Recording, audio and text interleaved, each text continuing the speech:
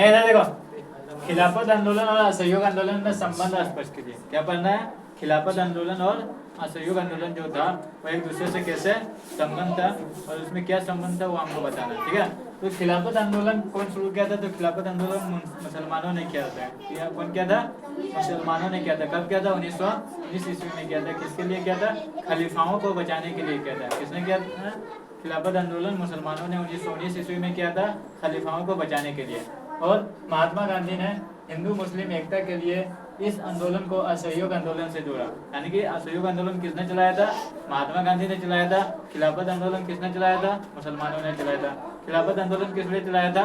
मुसलमानों ने अपने खलीफाओं के रक्षा के लिए चलाया था। ठीक है, और असहयोग आंदोलन महात्मा गांधी इसलिए चलाया था क्योंकि जब हम किसी को सहयोग नहीं करने लगेंगे तो वो हमारे यहाँ ठीक नहीं पाएगा। इसलिए महात्मा गांधी ने सोचा था कि अगर हम अंग्रेजों को सहयोग करना बंद कर दें तो वो हमारे यहाँ ठीक नहीं पाएगा, जिसके कारण महात्मा गांधी ने हिंदू मुस्लिम एकता बनाए रखने के लिए खिलाफत आंदोलन को असहयोग आंदोलन से जोड़ा था, ताकि हिंदू मुस्लिम भी दोनों साथ मिलकर के इस आंदोलन का क्या करें? साथ दे। ठीक है, तो इसलिए दोनों आंदोलन ने मिलकर अंग्रेज सरकार के खिलाफ जनता को संगठित किया। और जब दोनों को मिलाया गया तो दोनों ने मिलकर के दोनों आंदोलन ने मिलकर के क्या किया? जनता को इकट्ठा किया, संगठित किया। किसके खिलाफ? अंग्रेजों के खिलाफ। क्योंकि खिलाफत आंदोलन चल रहा था मुसलमानों के लिए, मुसलमानों ने चलाया था, और असहयोग आंदोलन गांधी जी ने चलाया था। दोनों का एक ही मकसद था, अंग्रेजों से छुटकारा पाना। अंग्रेजों से छुटकारा पाना। ठीक है, कांग्रेस ने 1929 के लाहौर अधिवेशन के लिए तुम लोग चुप रहो ना।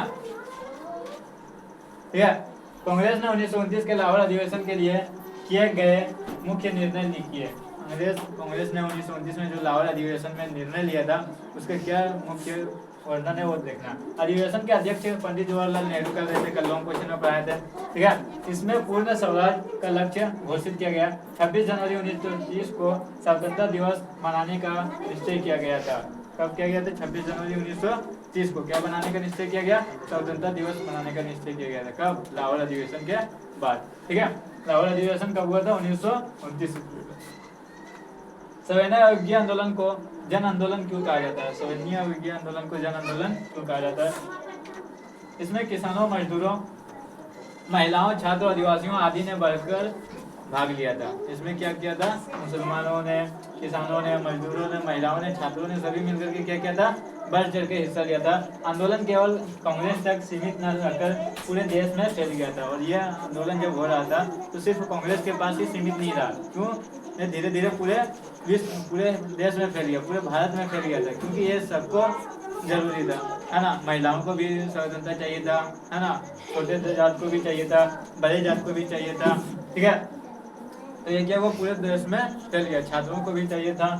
फिर क्या हुआ? नमक कानून तोड़ने से लेकर कर न देने तक हर वर्ग इसमें शामिल हुआ। और जो नमक कानून तोड़ा था, कर जो नहीं देना चाहता था, वो सभी लोग इसमें शामिल हुआ। किसमें? सविनय अवज्ञा आंदोलन में शामिल हुआ था। इसी के कारण क्या हुआ था? पूरे देश में फैल गया था।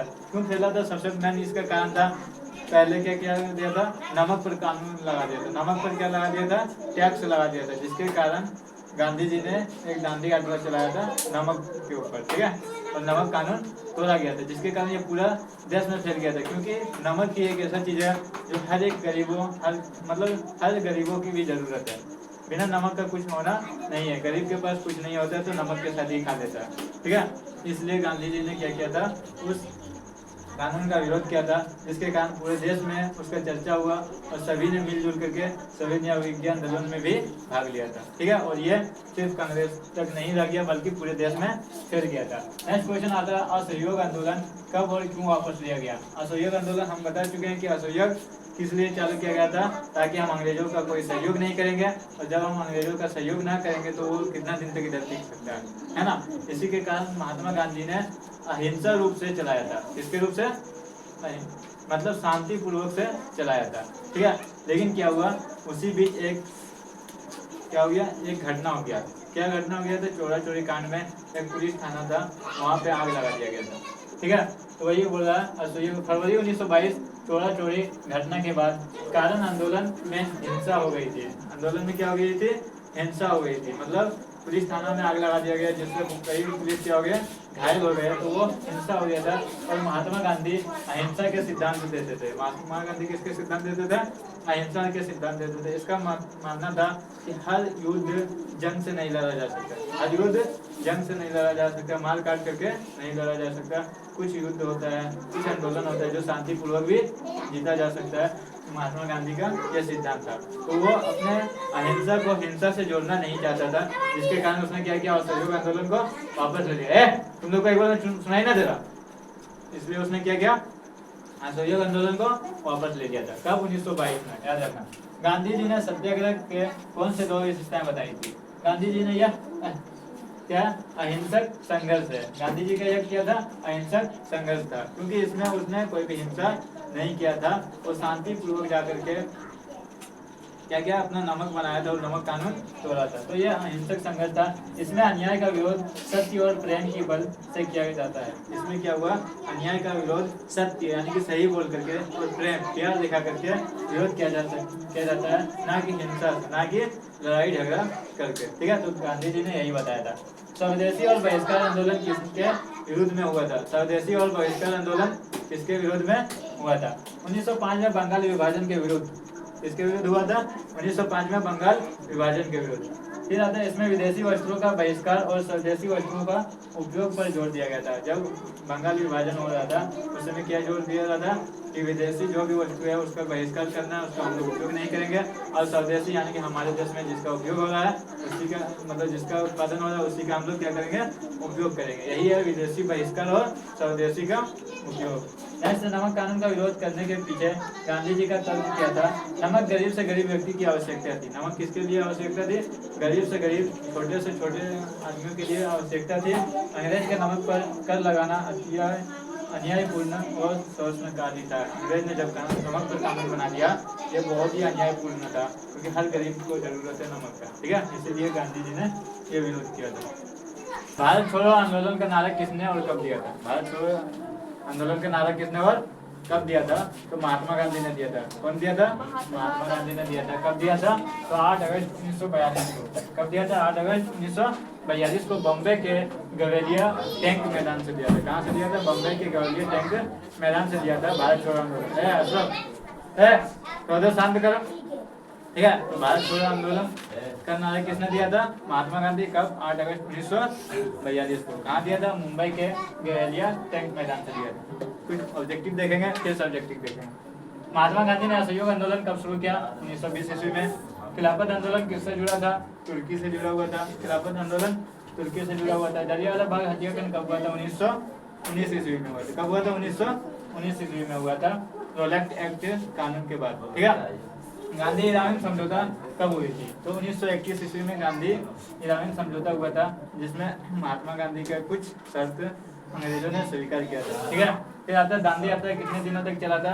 दांडी यात्रा 24 दिनों के लिए चला था। किस लिए चला था? नमक कानून को तोड़ने के लिए दांडी यात्रा निकला था। ठीक है, दांडी यात्रा की कुल दूरी 240 मील थी। दांडी यात्रा की कुल दूरी कितना था? 240 मील, जो महात्मा गांधी और उसके साथियों ने पैदल ही यात्रा किया था। लगभग 24 दिनों तक कंटिन्यू चला था। ठीक है, महात्मा गांधी ने नमक कानून तोड़ने के लिए किन स्थान का चयन किया था? तो महात्मा गांधी ने नमक कानून को तोड़ने के लिए दांडी का स्थान का चयन किया था, इसलिए उसका नाम क्या रखा गया? दांडी यात्रा। क्या रखा गया? दांडी यात्रा। ठीक है, दांडी का। भारत छोड़ो आंदोलन किस वर्ष से शुरू हुआ था? 1942 ईस्वी में। 8 अगस्त 1942 ईस्वी में इसने नारा दिया था। कौन? महात्मा गांधी ने दिया था, भारत छोड़ो। फिर आता है खिलाफत आंदोलन के नेता कौन थे? तो अली बंधु थे। ठीक है, लोगों भाई था, उसका नाम क्या रखा गया? अली बंधु। यही लोगों ने क्या किया था? खिलाफत आंदोलन का नेतृत्व कर रहा था। फिर आता साइमन कमीशन कब भारत आया था? 1928 ईस्वी में साइमन कमीशन भारत आया था। सबसे महत्वपूर्ण प्रश्न एक है DVI। ठीक है, क्या है? रोलेक्ट एक्ट क्या था? रोलेक्ट एक्ट क्या था? और अभी समझ लो कि अभी भी रोलेक्ट एक्ट का ही प्रभाव चल रहा है भारत में। ठीक है, रोलेक्ट एक्ट ऐसी कानून था। एक्ट मतलब क्या होता है? कानून। रोलेक्ट एक्ट ऐसा कानून था जिसको अंधा कानून कहा जाता है। क्या कहा जाता है? अंधा कानून कहा जाता है। क्यों अंधा कानून कहा जाता था उसको? क्योंकि रोलेक्ट एक्ट में किसी का कोई कसूर हो या ना हो, बिना कसूर को देखे उसको उठा लिया जाता था। अंग्रेजों को अगर शक होता था कि ये हमारे खिलाफ भड़काने वाला है तो उसको बिना कहे सुने, बिना कोई कार्रवाई का 2 साल का सजा दे देता था। इसलिए इसे रोलेक्ट एक्ट को काला कानून कहा जाता है। ठीक है, इसके लड़का इसके कारण क्या था? कि कोई भी समाचार पत्र अभी अपना मनमानी नहीं कर सकता था, कोई भी बुक वैसा बुक नहीं छाप सकता था जिसमें अंग्रेजों के खिलाफ कुछ साजिश हो। ठीक है, तो रोलैक्ट एक्ट यही था। रोलैक्ट एक्ट को काला कानून यही इसलिए कहा जाता है क्योंकि वो किसी को देखता ही नहीं था। अंधा कानून काला कानून इसलिए कहा जाता है क्योंकि उसको वो किसी को नहीं देखता था। जहाँ उसको लगता था कि नहीं ये हमारे खिलाफ भड़काने वाला है या ये लीडरगिरी नेतागिरी कर रहा, उसको उठा करके जेल में डाल देता था 2 सालों के लिए। ठीक है, तो चलिए देखते हैं। रोलैक्ट एक्ट को 1919 में ब्रिटिश संसद ने पारित किया था। वो किसने पारित किया था? ब्रिटिश संसद, अंग्रेजों ने पारित किया था। कब? 1919 ईस्वी में। इसे काला कानून कहा जाता है। इसे क्या कहा जाता है? काला कानून कहा जाता है। क्या क्यों कहा जाता है? इसके अनुसार बिना मुकदमे को किसी भी व्यक्ति को 2 साल तक जेल में रखा जा सकता था। यानी कि कोई भी व्यक्ति को उठा करके डाल दिया, उस पर कोई मुकदमा नहीं चलेगा, उस पर कोई मुकदमा नहीं चलेगा। और बिना मुकदमे को उसको कितने सालों तक रख सकता है? 2 सालों तक अंदर करके रख देगा। सरकार किसी भी समाचार पत्र या किताब पर प्रतिबंध लगा सकती थी। यानी कि कोई भी समाचार पत्र या कोई भी किताब पर वो प्रतिबंध लगा सकता था। फिर लोगों को बिना कारण बताए गिरफ्तार किया जा सकता था और लोग को ये भी पता नहीं रहता था कि कब किसको गिरफ्तार कर ले, और बिना बताए क्या कर लेता था? गिरफ्तार कर लिया जाता था। महात्मा गांधी ने इसके खिलाफ सत्याग्रह आंदोलन चलाया। महात्मा गांधी ने इसके खिलाफ कौन सा आंदोलन चलाया? सत्याग्रह आंदोलन चलाया। इसी के विरुद्ध में पूरे देश में हड़ताल और प्रदर्शन हुए। इसी काला कानून यानी कि रोलैक्ट एक्ट के विरुद्ध में ही पूरे देश में क्या हुआ था? हड़ताल हुआ था। ठीक है, जिनका चरम परिणाम जलियांवाला बाग 13 अप्रैल 1919 को हुआ था। जिसके कारण क्या होता? 13 अप्रैल 1919 को जलियांवाला बाग हत्याकांड हुआ था। ठीक है, तो ये था रोलैक्ट एक्ट, बहुत ही महत्वपूर्ण है, इसको याद कर लेना। अभी भी हमारे देश में यही चल रहा है। समझ लो कि अभी भी हमारा देश में रोलैक्ट एक्ट यानी कि अंधा कानून ही चल रहा है, क्योंकि यहाँ अभी भी यही हो रहा है। जिसको चाह रहा उठा करके जेल में डाल दे रहा है, जिसको जो समाचार पत्रों को चाह रहा अपने खिलाफ ले रहा, जो उसका बात नहीं मान रहा उसको क्या कर दे रहा? दबा दे रहा है, उन लोगों को जेल में डाल दे रहा। तो अभी हम लोग भी सोच सकते हैं कि अभी भी रोलैक्ट एक्ट कानून ही पारित हो गया फिर से। ठीक है।